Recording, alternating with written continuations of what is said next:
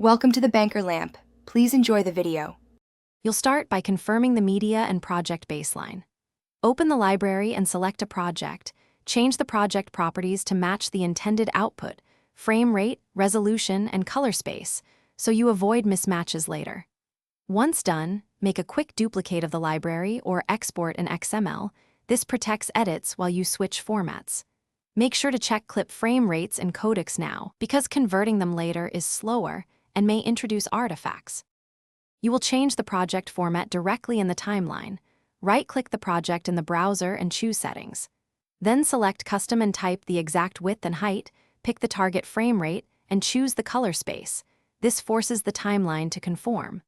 While changing, consider render settings, switch to better quality for final exports, or disable background render for faster previews. You do this so timeline scaling and motion behave predictably, avoiding unwanted resampling. You'll finish by exporting with the correct delivery format.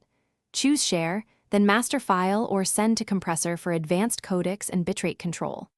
Match the export codec, resolution, and color profile to your delivery specs so the file plays correctly.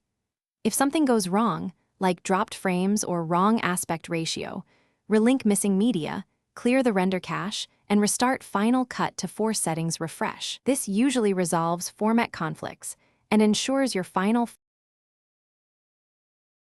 Thanks for watching. If this was helpful, leave a like and consider subscribing. See you next time.